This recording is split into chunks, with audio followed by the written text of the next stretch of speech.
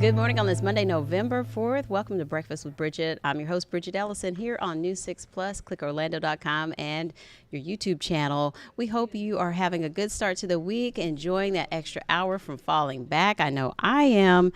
I know if you have kids and pets, they probably don't care, but you know what? Savor what you can. And we're enjoying those sunrises as well now that we've fallen back some. So we're going to get ready to head out the door, and Chief Meteorologist Candace Campos is in the Pinpoint Weather Center with a pretty nice forecast lining up for a busy week for us here in Central Florida. But we are also still talking about hurricane season, Candace. We are. Hurricane season continues to run till the end of November, and we're not only watching one, but three different areas of zones that we're going to continue to monitor. Although there is one that's obviously catching a little more attention, as it now officially has that forecast cone from the National Hurricane Center. So, does it look a little more like a September, early October out there in the tropics? It does.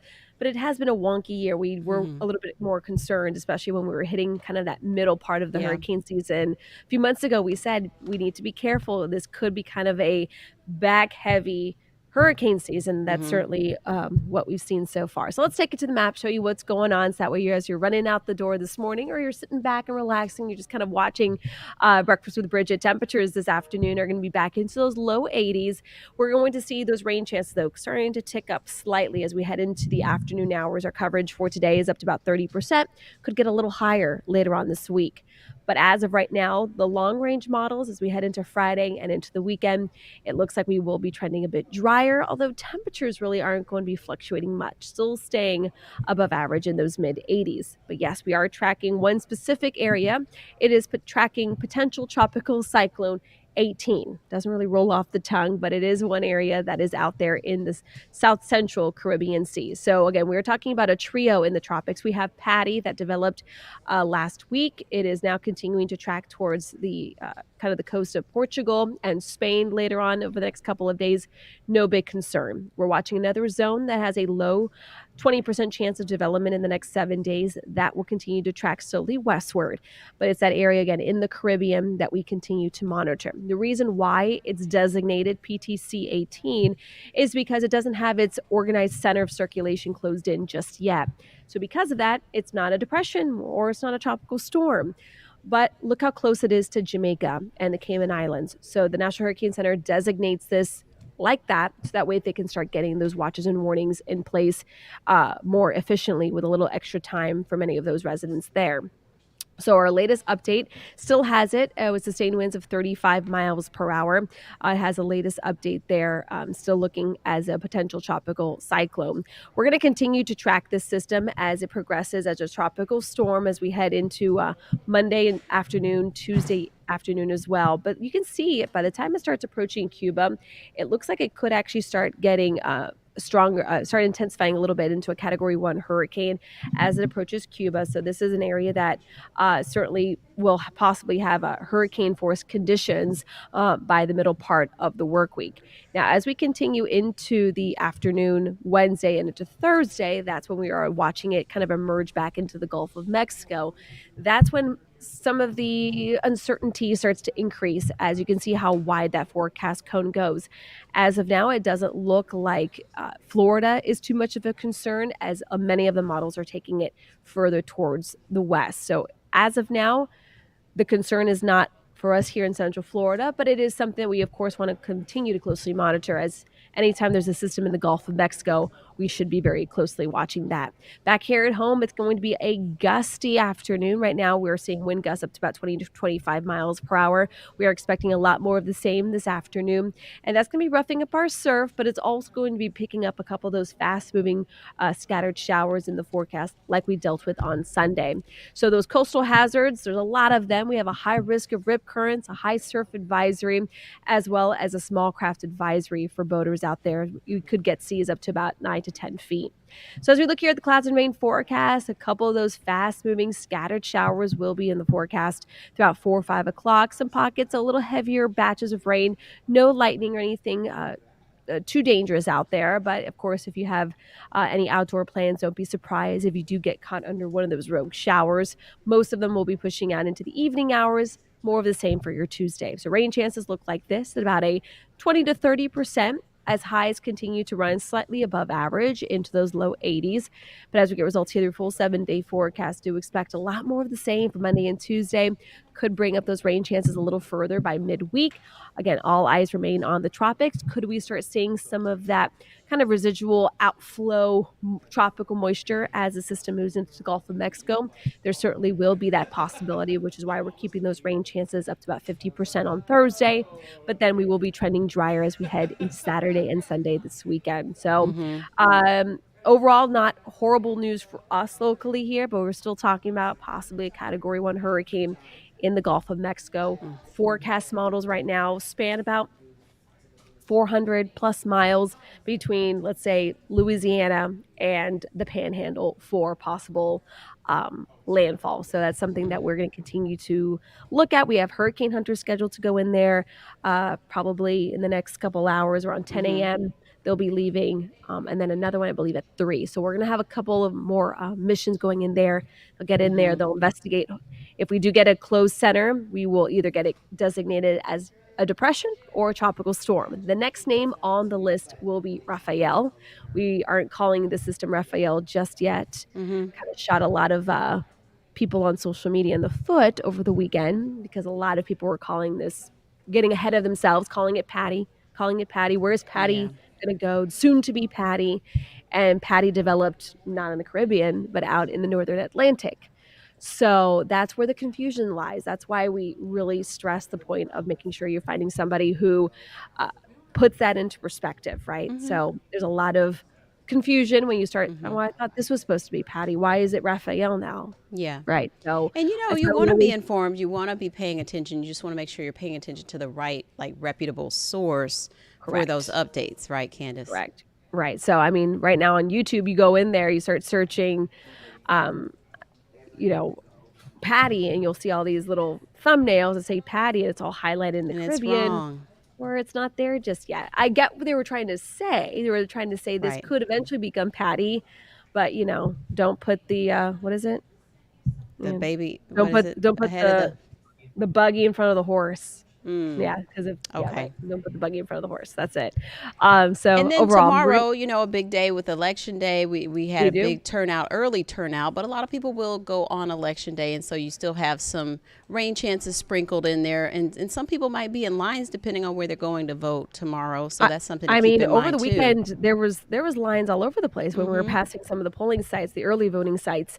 But yeah, rain chances, again, dodging a little bit. So if you do have to sit outside in line for a little bit, just maybe have the umbrella with you just in case, because you don't have to be running in if the rain starts. But or a light rain jacket or something with a hood. Right. The good news is it's anything severe, no lightning's expected. So if you can wait in line and you have your umbrella handy, you should be just fine. Good to go. All right. Thank you, Candace. You're welcome. See you a little later. Bye. All right, we want to check in with Trooper Steve, and he is going to head out in Results 1 a little bit later with a familiar and new face. And so we're going to also take a look at the traffic, too. Are you feeling a little better now? A little bit? It's just my voice and my chest. I don't know. I talked to a whole bunch of people this weekend, and they're just like, there's this bug going around, not sure what it is. I know a few other people that got it. I've tested for everything under the sun, and it all comes up negative. So I'm just here pushing through. It's funny. I had to Google real quick. I set Candace up. I said the buggy in front of the horse. It's the cart in front of the horse. The cart. Well, I was about to say baby with the bathwater, but that wasn't the right one. Yeah. There's a bunch of them out there. I'm sure that we all have. Count chickens before they hatch. That's another. Boom, there's another one. That's a good. Oh, I like that one better. But yes, today's going to be a cool day because I love when we get new team members, especially when they are as energetic, as positive, and as smooth as butter as Angie is, because I give Angie so much props. She took a nice little break from news, and then she came here to start back up. And she's a local. She's from the Deltona area. So we're going to welcome Angie Casada into Results 1 today at 10 a.m. over at clickorlando.com, YouTube, News 6 Plus, the app. I've walked around the studio and the building a little bit and asked some people What do you want to know? And I have a list of questions that she has no idea. Uh-oh. And we're just going to rapid fire random questions in results one and get to know Angie a little bit today over at 10 o'clock. That should be fun. Where are you guys going to roll out to? Well, I'm waiting till she gets an assignment. Okay. So wherever she goes, I will go because we've Okay. put this off a few times just because circumstances Yeah. and news. And today I am making sure it happens because it's Monday. I don't feel the best. I want And it it's nice not and going to easy. slow And down, so let's do it today. Amen to that. So join me, guys, at 10 a.m. if you want to know more about Angie. It's a little dark in here. Am I a little dark? You need a little light. I need to put a little light in here. So, but let's do a quick check of the roads, and then I'll send you back with your stuff here. So right now I am watching this crash up in Seminole County along Altamont Drive westbound as you approach Ronald Reagan. So please be careful. You have 2 lanes blocked out there. They're trying to push you guys by on a turn lane. And then westbound I-4 in Seminole County, super, super slow right now in the westbound direction, but no crashes out there.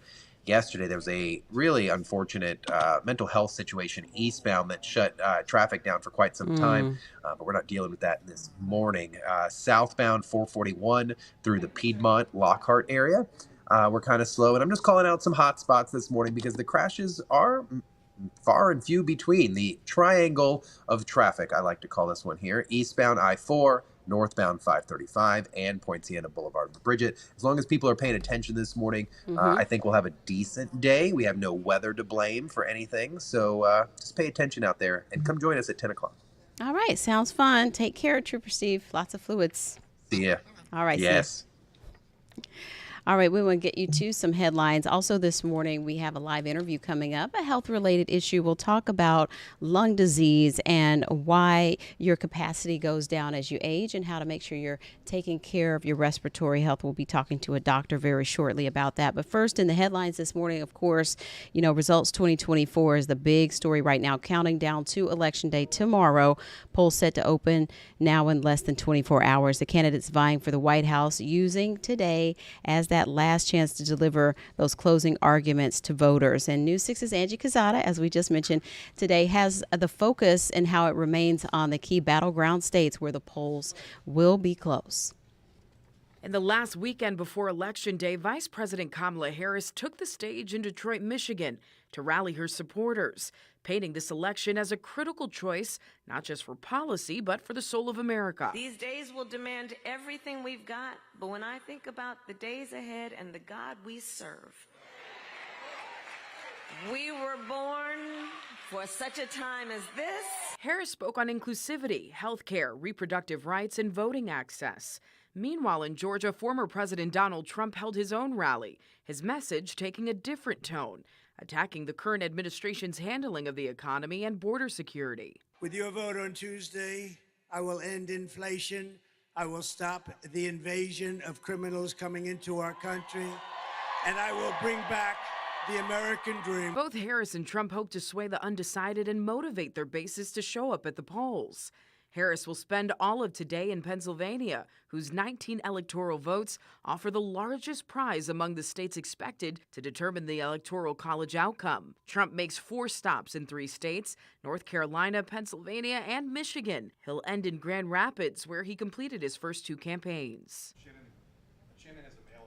All right. And so as we push to Election Day coming up, we do have a special that we're airing this afternoon at 3 o'clock right here on WKMG.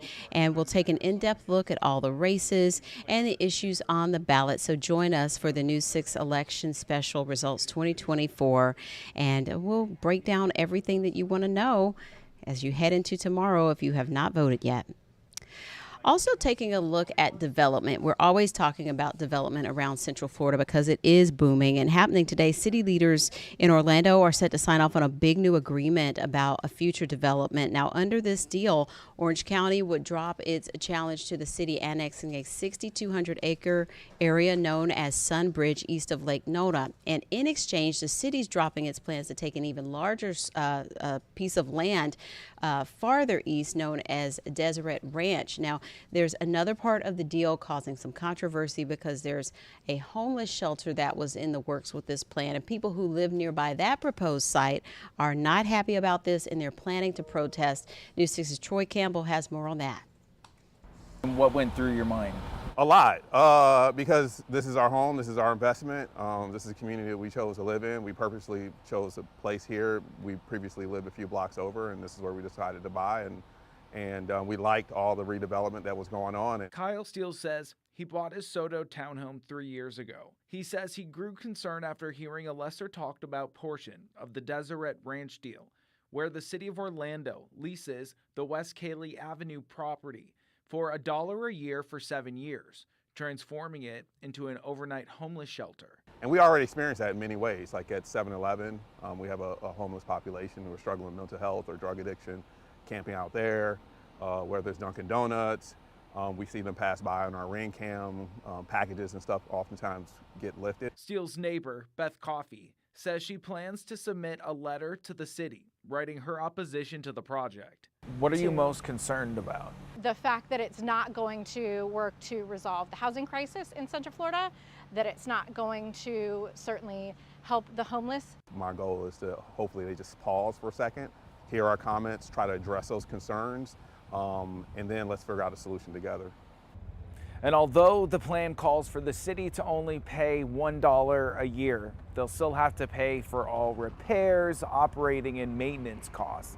The city council meeting is set to begin at 2 p.m. inside City Hall on Monday. In Orlando, Troy Campbell, Getting Results, News 6. And so we'll keep you posted on that. We're taking a quick break. We'll be right back to talk about lung capacity and aging with a doctor from Optum Southlake. Keep it here. All right, welcome back. We want to talk this morning about your lung capacity. Lung Disease Awareness Month just wrapped up, and of course, your health and taking care of it is an ongoing thing. So this is something that does decrease with age, your lung capacity. And when we say capacity, how much air your lungs can hold. So this morning, we're talking to Dr. Kathy Nguyen with Optum Southlake. She's joining us to talk more about our respiratory health. Good morning, doctor.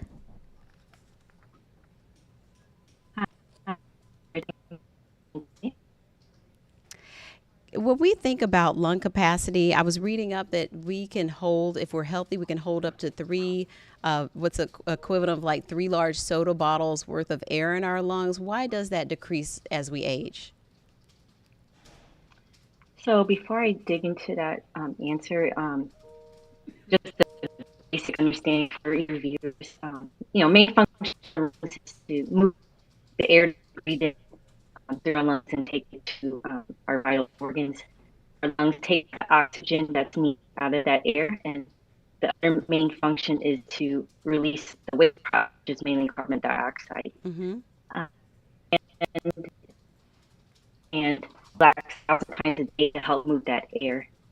Now, why the lung function can decrease as we get older. So normally our lungs are mature at a time we're 20 to 25 years old. But once you reach 35 years of age, it's normal to see a slight decrease in lung function as you get older. Mm-hmm. The important thing is slight. So if you see a sudden or rapid change, that may not be normal. You definitely want to let your doctor know. That's why function declines first.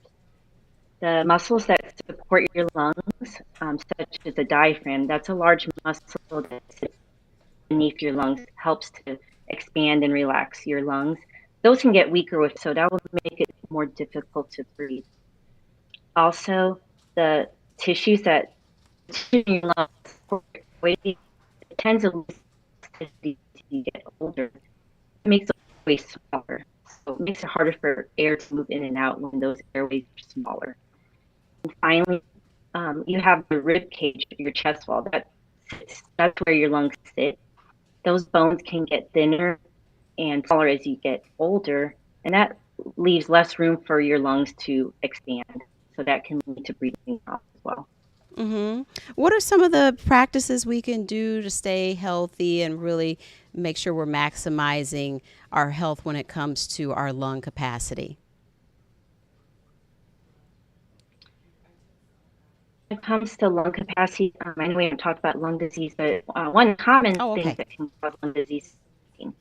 So if you're smoking, it's easier said than done, but please try it. You can talk to your doctor about ways and strategies to help quit smoking. It's also important to avoid any secondhand smoke exposure.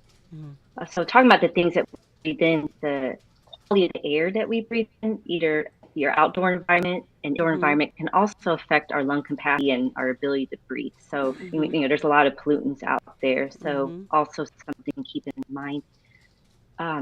Second thing would be staying active. Exercise, we know, is very important, strengthening your lungs, strengthening which the heart and lungs work hand in hand with each other.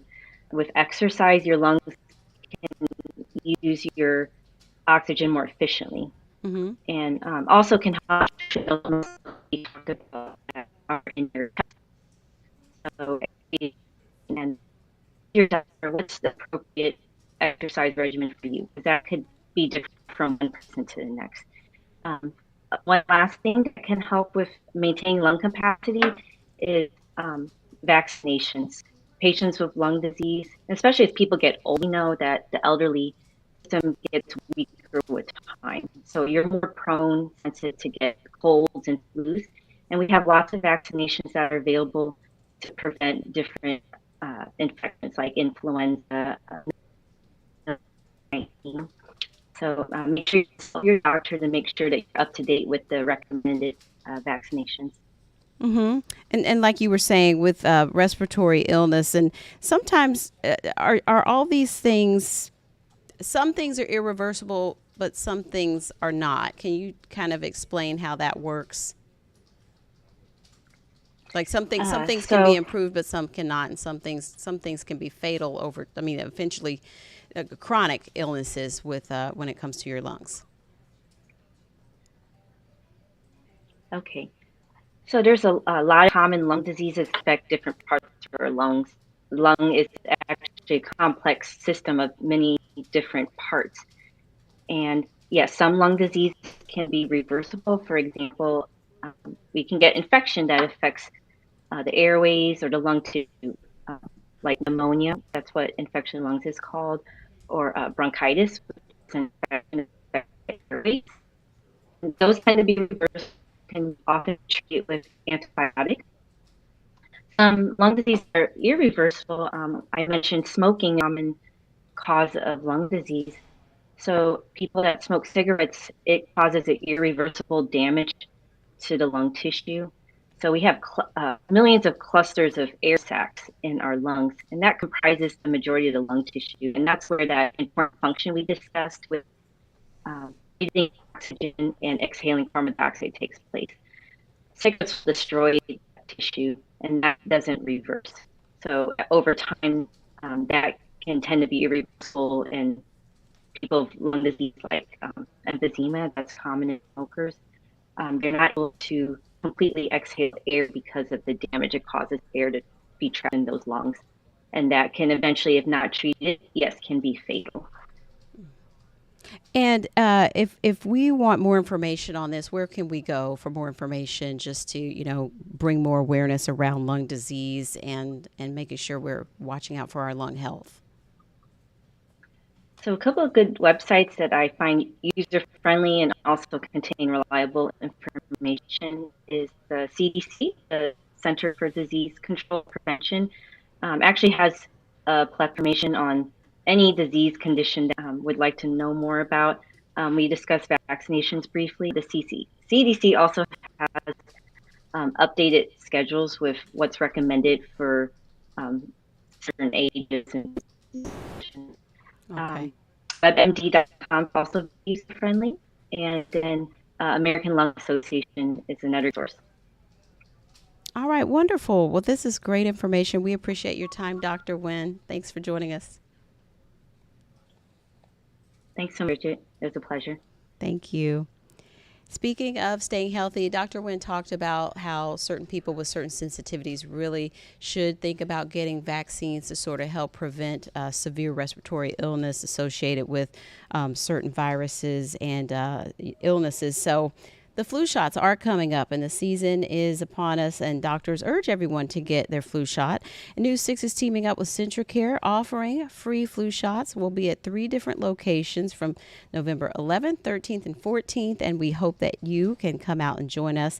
The first coming up Monday, the 11th, at a facility along West 1st Street in Sanford, and then we'll be on the 13th and 14th in Orlando and Claremont on University Boulevard in Orlando, and on East Highway 50 in Claremont. So we have all the details, so you can check it out and share that and spread the word, not the flu, on clickorlando.com. Also this morning, we want to remind you about a great way to give back to the community. It will be Thanksgiving before you know it, coming up at the end of the month. And, you know, on Fridays, we like to catch up with News 6 photojournalist and podcast host of Black Men Sundays, Corey Murray. And so for the second year in a row, they are hosting the 2024 Thanksgiving Turkey Drive. And so you can help feed families from the Boys and Girls Clubs of Central Florida. Scan that QR code, or you can contact Corey at blackmensundays.com, and they will be giving those donations out, and they hope that you can help make a contribution so that they can feed as many families as possible for Thanksgiving. It was a great turnout last year, and lots of people were able to donate so that they could help as many families as possible. So consider that one. And we're going to wrap it up for now with breakfast. I'll see you at noon on WKMG, and hope you have a great day.